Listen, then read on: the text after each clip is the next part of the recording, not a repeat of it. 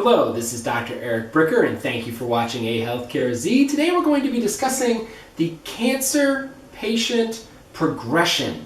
Now, patient progression is actually a real term used by hospital systems in terms of how patients move through their hospital system.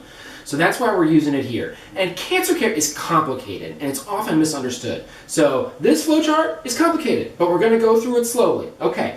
First off, a patient will have some sort of symptom. Okay, that's what SX is. And it could be something very profound and serious, like a blockage of the intestines, causing someone to become dehydrated, not be able to eat, constantly throwing up. And then oftentimes, that person then needs to be admitted. So that's why IP stands for inpatient, admitted for a workup to figure out what's going on. Now, other times, it's much more subtle. It could literally just be fatigue, or maybe just weight loss. And so in that case, the workup is typically done on an outpatient basis. Okay, so there, or it could be that, literally a lump or a mass is noticed by the patient, where again, that oftentimes will be an outpatient workup. So just know that there will be some sort of initial presentation of symptoms. They could be dramatic or they could be rather mild. Now, those workups typically include blood tests. They typically include scans like CT scans and MRIs.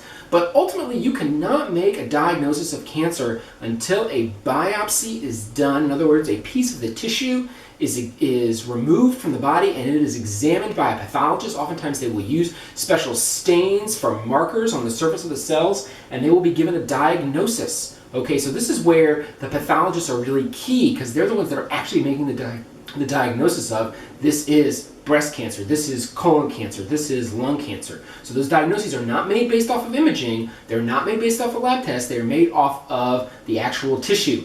And sort of the offhanded comment that physicians will use is tissue is the issue. So until there is a tissue diagnosis, the person does not officially have cancer. Now, that's why I put no onc here. So this is typically an oncologist is not involved, and it's only after the diagnosis of cancer is made that really the oncologists oftentimes get involved. Now, I wrote kind of a triangle here, right? So there's the medical oncologist that administers the chemo or the antibody-based, a lot of these very expensive infusion medications now are actually, they're not quote-unquote chemo as much as they are just monoclonal antibodies. Like Herceptin is a classic example of that for breast cancer. Okay, then you have the surgeon. I have OR here in terms of having somebody go to the operating room to either have part or all of a tumor removed.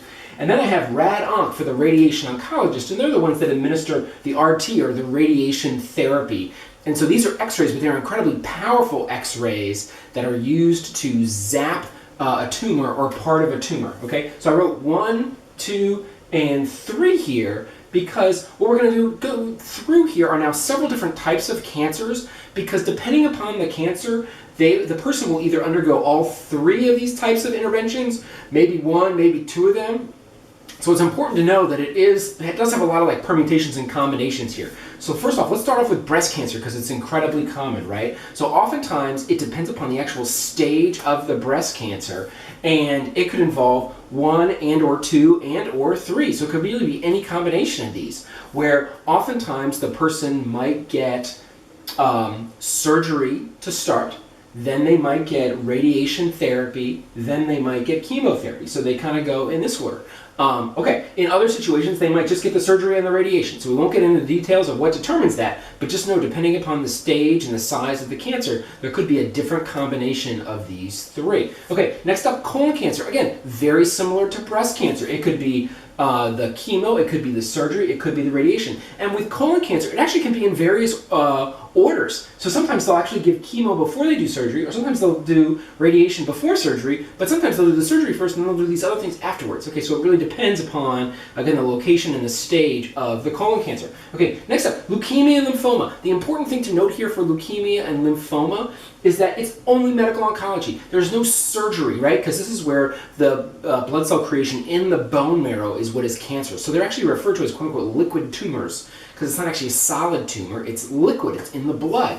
Okay, so there, it's only the medical oncologist. Okay, so it's only the chemotherapy or the antibody therapy. So like Rituxan is a very common antibody therapy that's used as an infusion to treat leukemia and lymphoma. Okay, next up we have lung cancer, right? Again, similar to breast cancer and colon cancer, some combination of the three. All right, now skin cancer is specifically on here because it is the most common type of cancer. However, it's important to note that the two most common types of skin cancer are basal cell carcinoma and squamous cell carcinoma, and they are so incredibly quote-unquote mild that oftentimes they can be either surgically removed by a Mohs surgeon or even by the dermatologist themselves, like in the office. So they are very, like, I don't want to call them wimpy, but they are incredibly different than the majority of these cancers. So when people talk about cancer prevalence, it's important to note that a lot of those cancers are very mild skin cancers. Of course, there's a huge exception to that, and that is melanoma. So melanoma is a very serious skin cancer.